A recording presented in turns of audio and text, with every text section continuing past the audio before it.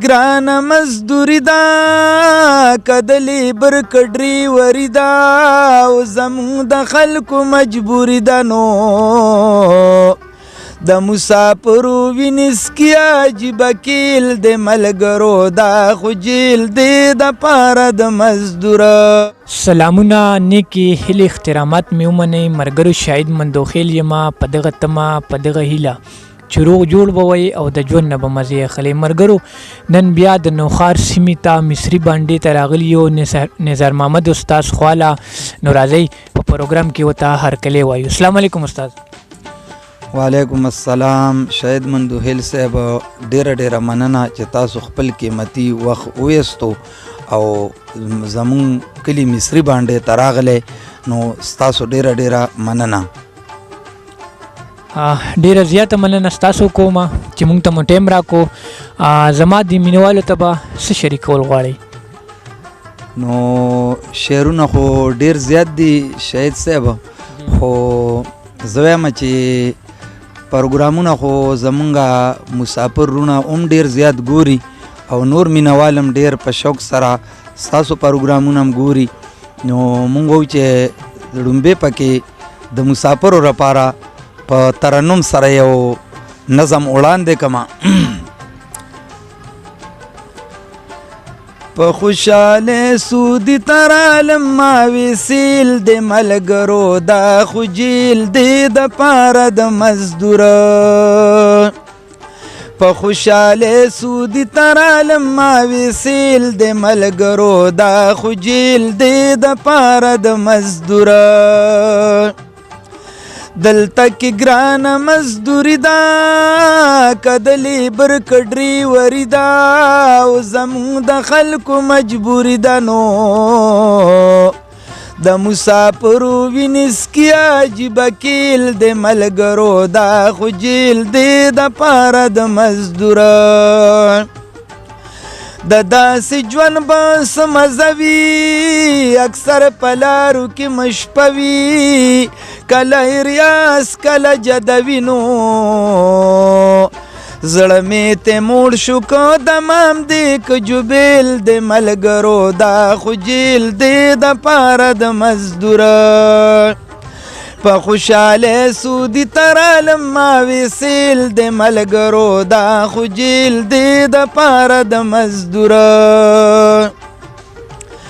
وینې مه وچې شوې د غمه ډېر وی پیسې کړې را جمع او څوک د ګڼې کمبل په تمنو چا پکې کړی فرمایش لا د امبیل د ملګرو دا خو جیل دی د پاره د مزدوره. ډیر خپل وطن پسې ورات دي څوک پکې خوبسته پرات دي او ملګرو ګران ته نوت دي نو د چاریالونو پس زړه غلبیل د ملګرو دا خو جیل دی د پاره د مزدوره. د هر پښتون د تابعداره په مسافرو کې د شماره او د مصري باندې نظاره پته دا د اپریدو کې حسن خیل د ملګرو دا خو جیل دی د پاره د مزدوره. په خوشاله سودی ترالم ما وسیل د ملګرو دا خو جیل دی د پاره د مزدوره. نظار محمد لالا ډیره زیاته مننه. مسافرو ته مو نظم وي، نور به را سره مخکې څه شریک وي؟ بس زړه مې غواړي چې مینوالو ته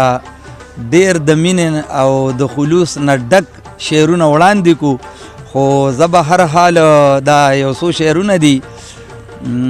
وایي چې رقیب نه په کلار شي نو بیا به ګورو،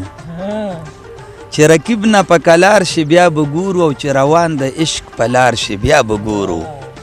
وی دا د وخت د نوي یاران ګورو چې د ټولو نه اوزګار شي نو بیا به ګورو. دا یو ځل بیا ووایي. دا د وخت د نوي یاران ګوره چې د ټولو نه اوزګار شي بیا به ګورو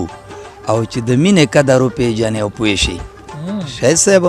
چې د مینې قدر وپېژنې او پوه شي او څه ناڅه چې وفادار شي بیا به ګورو او خیر دی اوس که مې په ګټو سوري ولې نو مړه کله خو به یار شي بیا به ګورو او خیر دی اوس که مې په ګټو سوري ولې نو مړه کله خو به یار شي بیا به ګورو او راته مالګې دوړوي په پرهرونو چې علاج ته مې تیار شي بیا به ګورو او اوس د ډېرو خلکو یارې زمانې ته چې کله د نظار شي نو بیا به ګورو. او مندوخیل صاحب دا بل یو غزل ستاسو په مخ کې وړاندې کومه وی چا رانه د ژوند نه ټول خوندونه تختولی دي چا رانه د ژوند نه ټول خوندونه تختولی دي او بل څوک دي خو تا رانه خوبونه تختولی دي